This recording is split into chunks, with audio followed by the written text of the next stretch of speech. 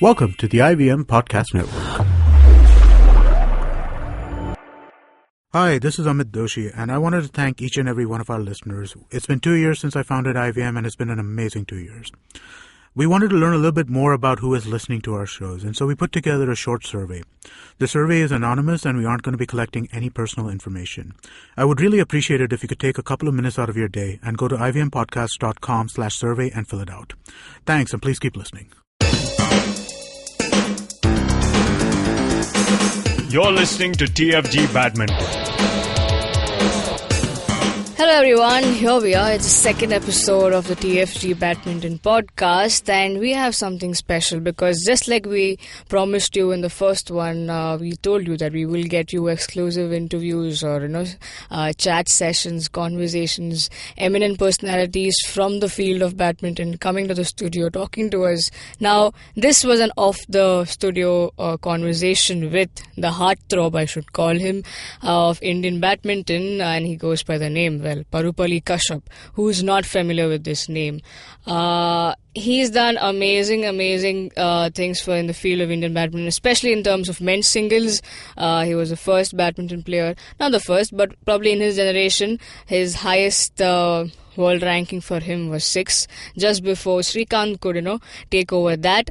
He has not a very good relation with injuries because he was back on court and then again he got injured, so he was out. Now at present he's out of action, so you won't be able to see him in the All England that begins tomorrow. But here he's talking about everything badminton, when he would be returning back on court and what to expect from him. He still has a desire to get his hands on an All England, so he's not done yet, folks, so you don't want to miss this conversation. And just to say a disclaimer that goes out, because I was talking to him in his house and there was some construction work going on, so you might hear some banging sound, some work going on, but I'm pretty sure you can hear exactly what clearly he says. So without wasting much time, let's get on with the conversation. You missed out on the Olympics, and it's a normal question everyone keeps asking, and I think it's a rhetorical question as well. But when you are on the verge, you know that you do stand a chance to qualify, and for a second one, and you missed out on that for an injury. How does a player take so much of, I don't know, should I call it pressure, or how do they take it mentally? Yeah, it was disappointing, very disappointing, because it happened very slowly in stages, because October 2015 when the calf muscle tear happened in France, I was ranked I think 7 in the world, and then qualification actually was not in my mind. I was thinking about I want to get into the top 4, so that because I remember last Olympics I lost in the quarterfinals to Lee Chong-wei. Yeah. So I thought I have to get into a stage where I'm avoiding at least 1 or 2 guys whom I don't want to play in the quarters, kind of a thing, so that the others I can manage, kind of a scenario. So I was in 7 and I was pretty consistent. I was reaching quarters and semis of Super Series in 2015.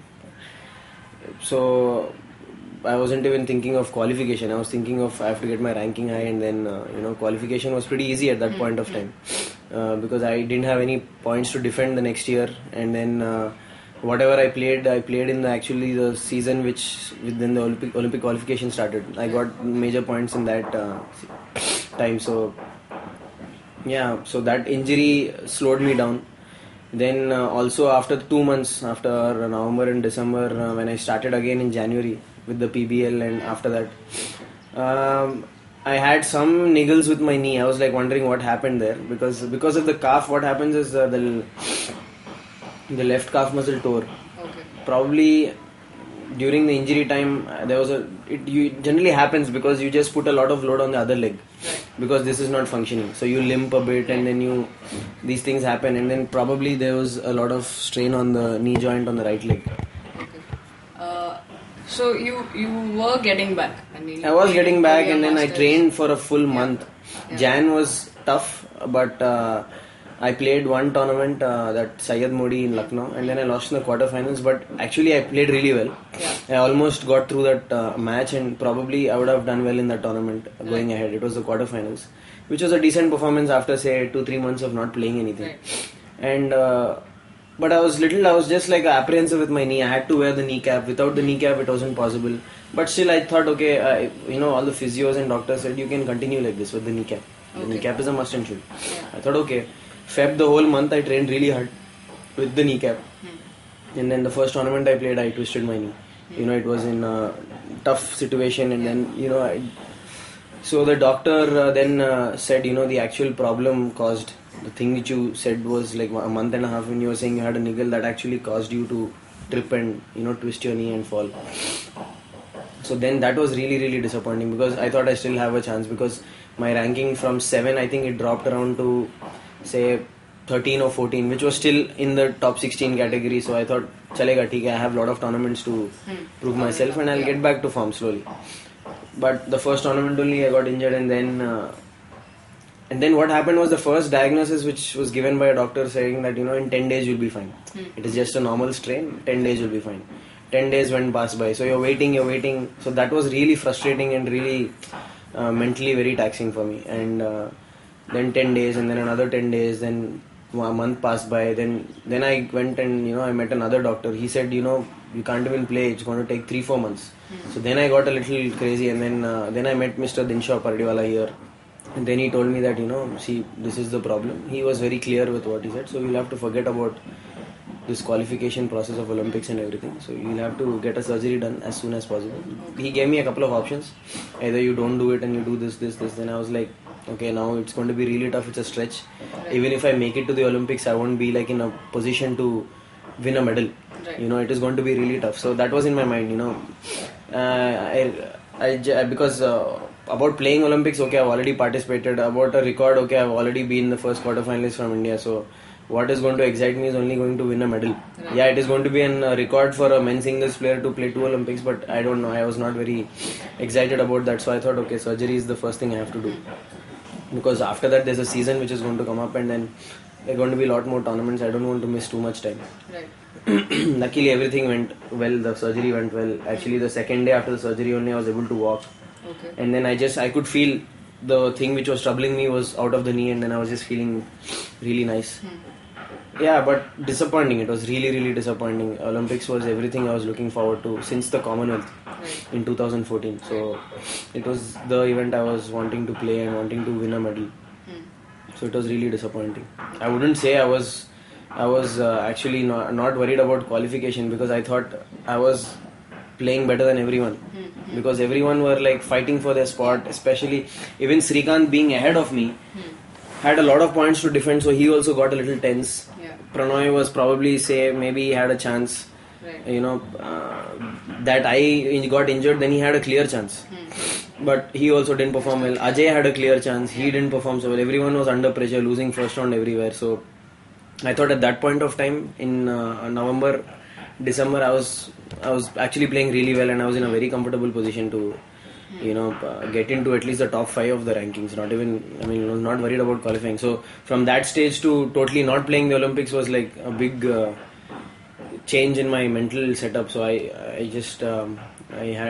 took a lot of time to accept things, because I was not understanding what was happening. Okay. And slowly it was I had to accept it slowly. It didn't, like, okay, if you fall immediately and you know that okay, next 8 months you can't do anything, then immediately you're okay, so I am out of this play, I'm out of this Olympics. And then, but it slowly, gradually, it was like a nagging kind of a injury which was not sure, and then suddenly so it took a lot of time. That really created all the mess in my head, so it took time to recover from that. Okay. Now, since you mentioned the other shuttlers also being under pressure because they were out, now we've seen this common statement that said, whenever we are out there, the news reports or whatever people talk about are the women, because they are doing well. And then the question is raised among the men, why are they not doing? Now, if I had to put it in a different way, okay, we do have many shuttlers in the men's category from India, but few from the women. But don't you think in the men's category, we lack consistency, and therefore the women are probably highlighted? Or I don't think so. Because if you compare, you're comparing yourself with generations, you're comparing yourself with, say, 10 years back. We had 0 players, frankly speaking. We had only Saina, who was doing well, and probably I was there and abouts in the top 30, top 20. maybe, but I was consistently in the top 20. I took a lot of time to reach the top 10. But after I reached the top 10, then there was Srikanth, then there was Pranoy, then there was Ajay, then there was, although some of them have not reached the top 10, only Srikanth has done it. Yeah. But Srikanth has won a Super Series title, 2 Super Series titles, which I have not done. I have played 7 semi-finals. I didn't make it to the final. I had probably 4 chances of making the final and also winning the tournament. But Srikanth made sure he made it. And before Sindhu's medal, I think Srikanth was far ahead in level than Sindhu. Yeah. Probably after Saina, his achievements in men's singles were the highest. But it was not very highlighted because I would say women are very few and women are not. Because all this in India, it comes to the popularity factor, I feel.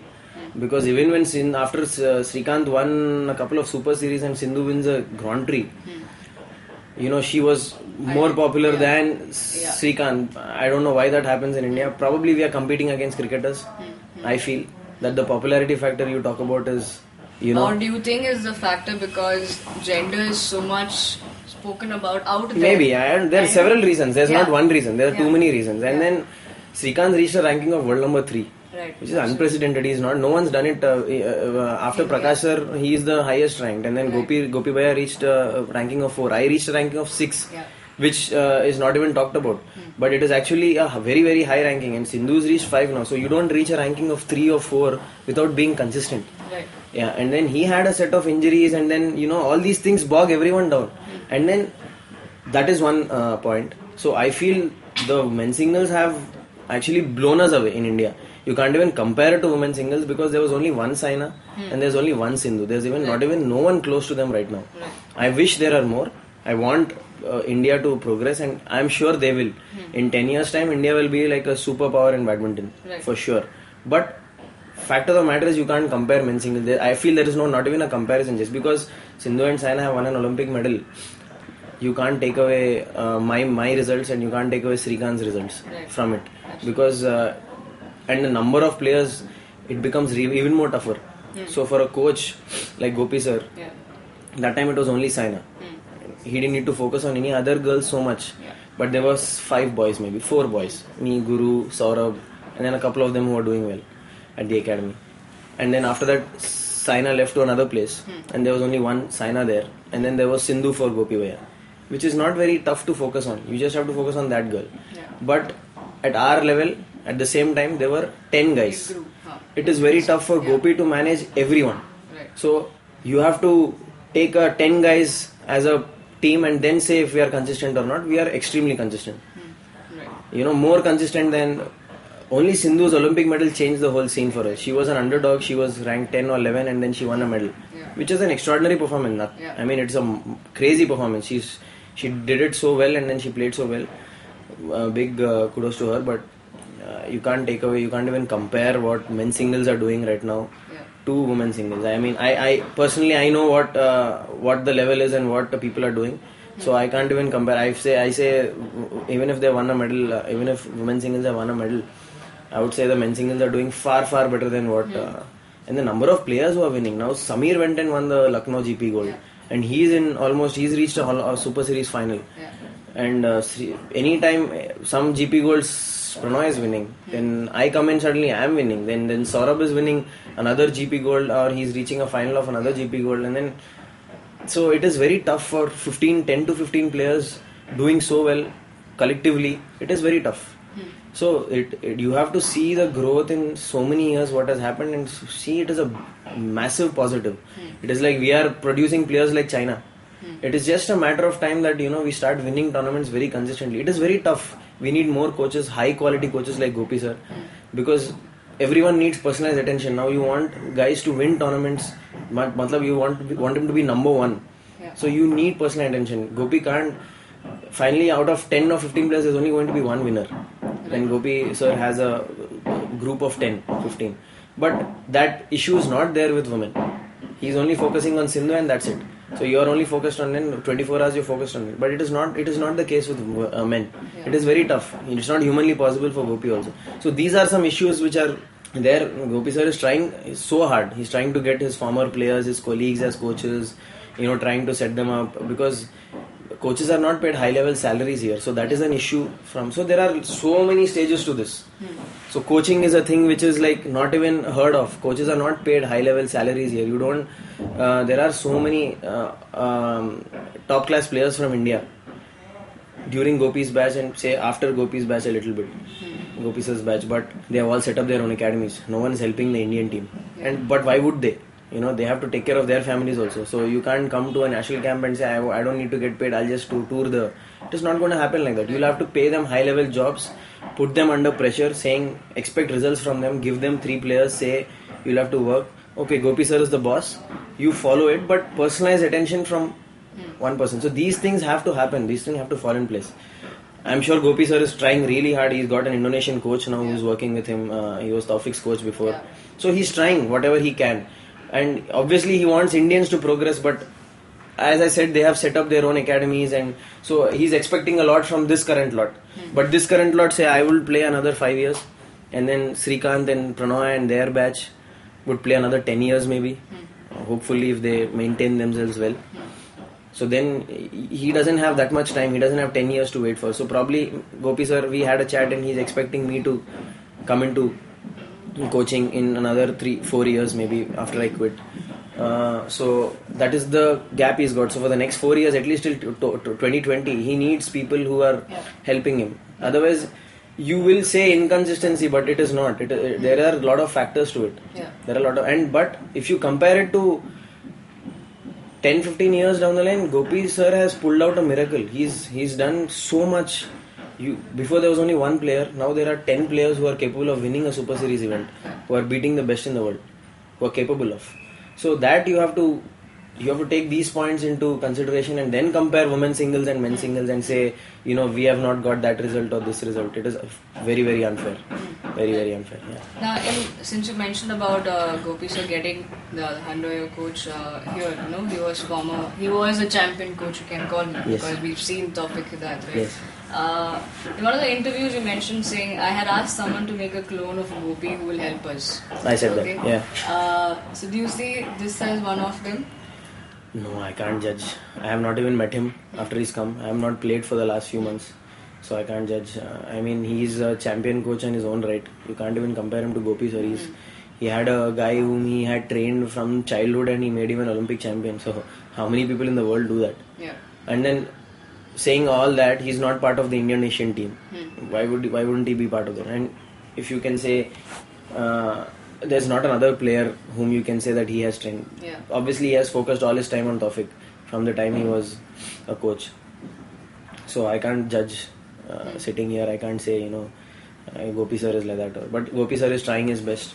He's trying to get very experienced and champion coaches to our team, realizing this issue. So without Gopi sir, all this wouldn't fall in place. This system wouldn't fall in place. So you should give it to Gopi sir because he's trying his best. Yeah. Now, when you got to know the news about him coming down, he's bringing. What was your reaction like? Are you looking forward to work? Yeah, actually, me and Gopi bhai had a chat about it also that he's going to come and then so he kept me in the scheme of things because I was the senior most player and I was happy because there's someone else coming to support Gopi, but I don't know how the system is. I have not met Gopi sir for the last 1 month since the time Mr. Mulyo had come. So I don't know how the system is there right now, but I'm in constant touch with Gopi sir, and then unless I start training, I won't realize what's happening. But I'm sure they'll try and work out a way to work around these so many players, and but it is surely going to be beneficial for everyone. Right. Now you did touch upon Gopi sir asking you, probably he's banking on you. Probably after your playing days, you join him on the coaching side. Now when I had a chat with Arvind sir, he didn't mention that he looked like the person who's still excited about the sport. Who? Arvind sir, Arvind Bhatt. Arvind Bhatt. Yeah. Okay. So he was like, he had this one notion when we had an off-record chat that I think every player after his playing days should somehow be connected to the sport and probably get into coaching. Yeah. So what is your take on that? Of him saying, making a statement like, I think every player should look at, because they've been there, so probably they can contribute to the ones who are upcoming. So what do you have to say about that? I think he's right. They have to contribute to the sport, but there is something as contributing to the national team, contributing to what you're doing. Yes, they are helping the sport grow in their own place. It is great because they are not doing some other thing, leaving badminton. Everyone is trying to help the sport grow. Right. So it is a perfectly said by Arvind. We all have to, and all that whole batch is doing really well. I think Arvind is there, then there's Anup, then there's Nikhil. Yeah. Nikhil in Pune, Anup and Arvind in Bangalore.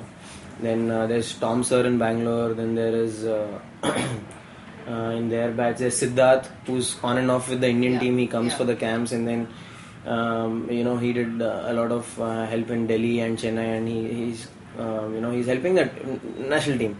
So there are two different things now. There is a national team which is there, and then there is also growth and development of badminton throughout India. So these are two different things and have to be worked upon. Yeah. But we have to work upon a model which helps the whole country, and then something like that. But I think that kind of a system, like to come up for like from say China and Korea, it is a little tough in India. But I'm just talking about the national team progressing ahead. The top players progressing ahead, and this is something else. This is you're planning the growth of badminton in different cities and places. So which is also needed. Yeah. So do you see yourself in the national camp then probably after? I don't know what is the plan right now. I'm obviously discussing with everyone, with Arvind, Anup, Gopi sir, and let's see what is it. But I'm surely going to be associated with badminton. I'll do my best to give back to the sport. The sport has given a lot to me. Now coming back to your injury and all of that, you made a great comeback at the Korea Masters. Okay, you got a bronze medal, and so then after that, were you prepared? Okay, I think I am starting to get better. Probably take PBL as the platform to train myself and get back. But then again a big but comes with the injury. Yeah. So how do you tackle that? Like, because after November, I guess, Korea Masters, you were all pumped up. Yeah. So that period, and then the final match, it was the So how did that work out? Yeah, it was again a very upsetting thing because I was so happy that our team won, and I played a good match actually. Yeah. Also, after falling down, I got up and I played, and it was shocking for the doctor because my Mr. Dinshaw was in the crowd, luckily, and then he arranged everything later, an MRI and everything late in the night after the prize distribution ceremony, after everything. So I didn't expect it to be so bad because I could manage to get up and play. Right. Okay, I didn't smash, but I could at least clear and play all those soft shots. So I managed to play. So I didn't think it was so serious, but later in the night I got to know that the doctor told me clearly that it is actually the whole actual full dislocation happened and then it went back in. So we'll have to look around this much time, say 3 months probably from this time, and then you think about nothing. 3 months you'll have to wait, and then you'll have to do rehab, and then you'll have to see whether it's okay, and then you will know whether it's a surgery or a whatever injection or whatever happens. You'll have to wait and see. So it's going to be a taxing period, and they've told me that time only. So at least I was very clear with what I have to expect from now. But a couple of days, probably a week or two, I felt a little sick about it, but because I was just coming back to form again, and then and then there's this time the Commonwealth is also it's in April. It's not in August or September where I have time. So all these things are in mind right now, but all I can do is right now do my rehab properly. So you'll have to get back to the basics, and you'll have to just think about what you're going to do right now. And I had an experience, so I think it has made it easier for me to think about what is required right now instead of thinking what you have missed or what could have been or something. But I'm pretty confident because in after the knee surgery, after that rehab phase, in like say the 4th or 5th tournament, I felt I hit good form, and I understood what I needed and how my body is, what position I am in right now. Because it was almost a year since I've played, so in a year a lot of things change in badminton. You'll have to quickly get to form and understand what is required exactly for you right now. So I understood that and I started playing well.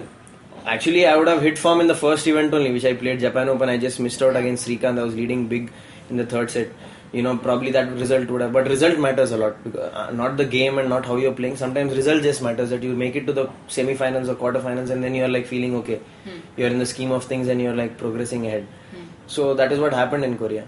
So probably I was looking forward to qualifying for the All England, to get an entry into All England, because my ranking was say around 60s or something, and then if I was around 40s and roundabout there, then I would get an entry, which was very possible because I had no points to defend in Malaysia, which I was supposed to play, and then Syed Modi was in the quarters, but I thought I could get better points from that. But anyway, so now I'll have to look forward at least for the next few weeks of rehab and stuff like that. So I'm not thinking much. I have whatever time I have. There are a lot of tournaments throughout the year to perform. So let's see. I'm sure I'll get back quickly for sure, because I know I have had the experience last year, a very immediate experience which I can relate to, and I know exactly what I need in my game, and I can come back quickly, I feel. Yeah. But it's a matter of time now. I just have to wait till I feel 100% with my shoulder. Right. So, how was the PBL experience? I mean, IBL was the first one, but then it kind of got dead off, and then we came back again with a revamped, which attracted a lot of, gave a lot of attraction. So, second season, I would say, probably had more attraction because there were top Indian players, and there with also top foreign players as well, and because everybody was just coming back from the Olympics period, they were all looking forward to everyone to see. So how has PBL helped you or any of the shuttlers upcoming, and how? Yeah, I mean, it is just an experience.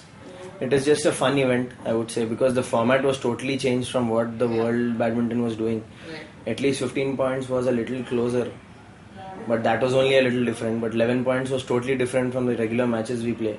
Unless that is the format in international badminton, I don't think players can take anything away from it. Yeah. Unless just enjoy the experience of the tournament and just help your team win. And just enjoy that experience, because you are part of a team which has a lot of top players, and then it's a good rapport to have, in a matter of helping them to get to another level of badminton, or helping them to gain confidence from, I don't know whether that works, because also it was pretty tiring. It was very intense, so I don't think personally I didn't feel that, but you could ask maybe some other players, maybe it would have helped them. I saw Pranoy's interviews, and a couple of them say Srikanth was coming back from injury, also he did well. But it was 11-point format, so I'm sure he's also not taking anything away from it or something. It's just that event, and he had to win matches for his team. Finished. So probably you can ask Pranoy. I saw Pranoy said it, it helped him, or it'll help him, or something like that. But the next few tournaments he actually struggled to get back to form, but again he did well in the Asian Championships. He beat a couple of players. So I don't know. I don't think the format is totally different. It's just a fun event. That's all. It's a lot of pressure, a lot of fun. It's nice. Yeah, and yes, it is a fun event, but wouldn't be it would be unfair to say that it's a great platform for the youngsters. For sure. Right, because even though Satwik had won 5 titles, 5 or 6 titles, combining mixed doubles and men's doubles. I mean, like the opinion I gave was for myself. Yeah. But for the youngsters, it's an amazing platform. Like Chirag, Satwik, Cyril, then couple of youngsters in the women doubles category, then some youngsters in the women singles.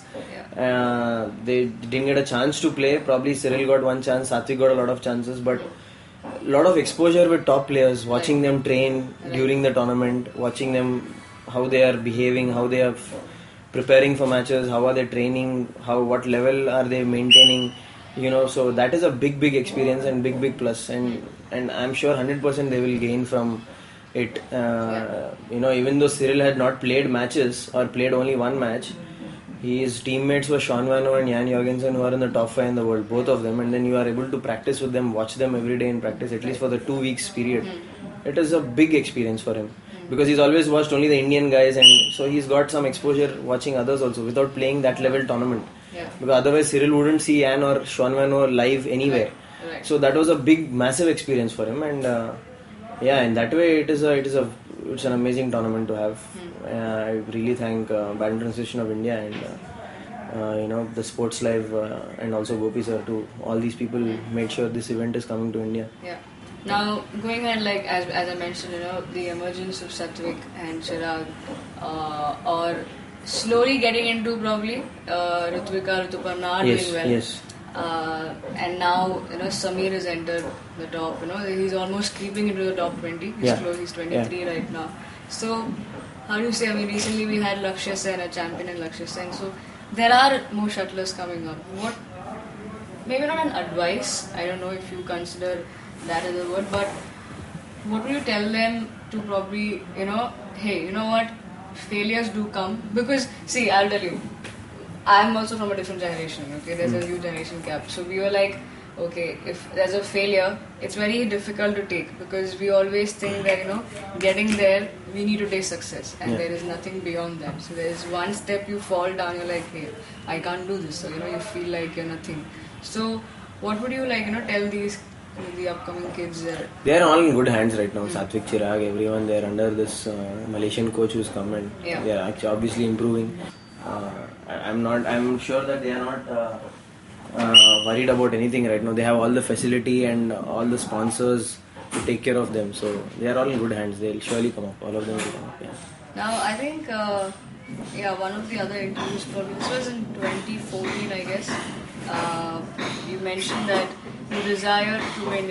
You still have the desire to. It was back in 2014 that you gave an interview that you said you desire still to win All England.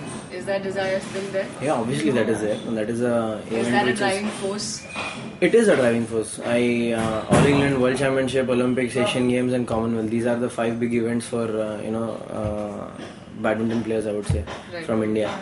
And so I reached quarterfinals of World Championship, missed a medal by 1 point in 2013. I was up match point and I lost. So that was a big disappointment for me. That is like a medal of World Championship medal is in your kitty kind of a thing, and you're playing at that level. So that is one thing which I'm looking forward to. World Championship is an event which I really like. And then All England also, because all our former players, Gopi sir and Prakash sir, have won All England. So that is an event always, it's in the minds of all the Indian players, that is an event which you would want to win. Right. Yeah, so these things keep me going, obviously. And then I was just going through, just to figure out how to make this conversation more lively, probably. So I read up on something else where you said, aim for New Year, and every time you aim, your aim is to stay injury free. Yeah. So is that how? I think I'm coming to the same question, but is there a mantra to stay injury free? I don't think so. You just have to get better at your training techniques. We are getting better. We have better support staff now. We have a lot more sponsors taking care of us. So we are in good shape. All the top players at least. So there's no magic solution for it. You'll have to just take care of yourself. Yeah. So now, how long are you giving yourself to get back in, for the fans to see you back in action? As I told you, I'm just entered some tournaments in April, but I'm not sure whether I'm going to be really fit for them. But at least it depends. I have absolutely no clue. That's the position I am in right now. I'm just doing my rehab, and then in a few weeks' time, I'll know how I'm feeling after I start hitting the shuttle. That is when I'll clearly know what is happening. And then once I start smashing, so first is hitting the shuttle, soft shots, and then progressing to smashing, and then playing a match play in practice, and then seeing how I'm feeling. If the shoulder's feeling okay or what, because there's one thing you strengthen it, and then once you start hitting the shuttle, it gets sore. All these things are a process, and then are you able to sustain it? Because a tournament is, you'll have to sustain it for a long periods of time, and then for say a week, and then a season, sustain it for a season. All these things are there. So yeah. Well, that was all technical stuff from the man. Now let's move on to slip into a short break, because on the other side you don't want to miss this one, because we have some really quick questions addressed to Kashyap, and it's going to be fun, and expect some unexpected answers from him. So do not go anywhere, because you don't want to miss this. Hey friend, so if you're listening to a podcast right now, you're probably some kind of a nerd at heart at least. So maybe, just maybe, you might like another podcast about nerds. by nerds and for nerds. It's called Geek Fruit, a community to unite estranged geeks from across India and later on the world. We talk about television, movies, science fiction, adventure, fantasy, etc. Anything nerdy, it's all here on Geek Fruit. We've got episodes coming out every Tuesday and Thursday, and you can check us out on iTunes, Audioboom, Stitcher, or any of your favorite podcast apps. Like my favorite podcast app, the IVM podcast app. Give me my money, IVM. Good plug. Happy listening, you nerds.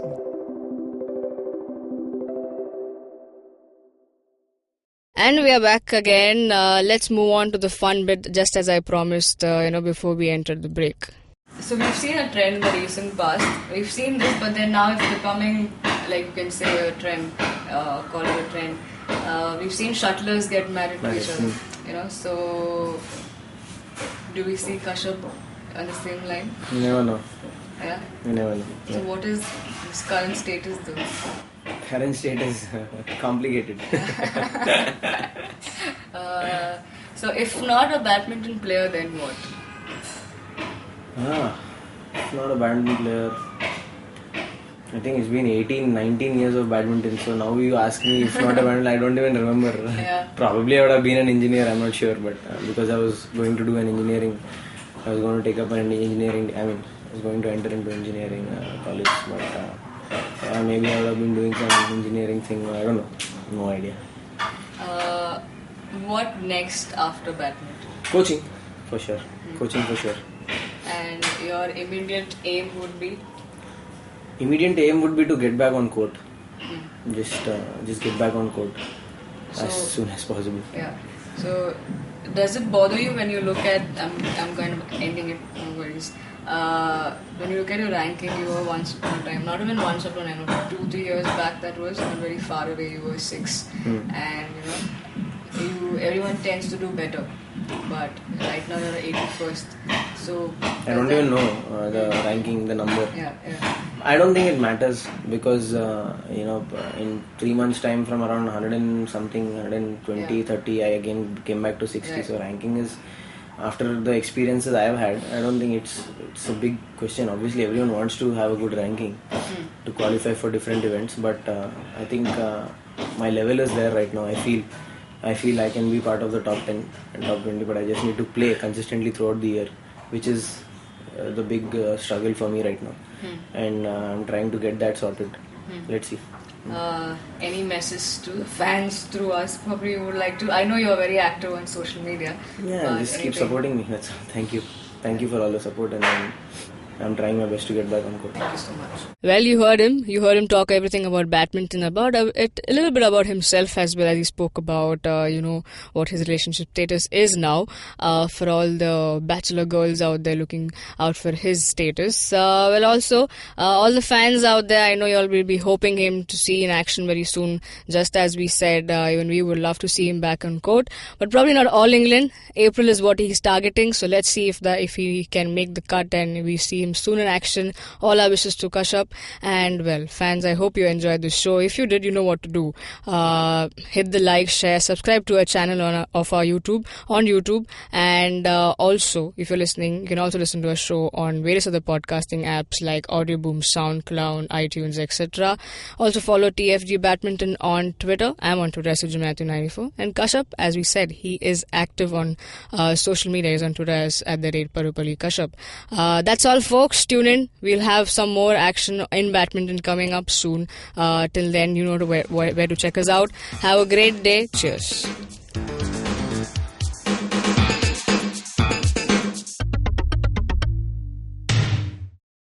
Hey man, just help me out, man. I need some podcast, man. I haven't had a fix in a week.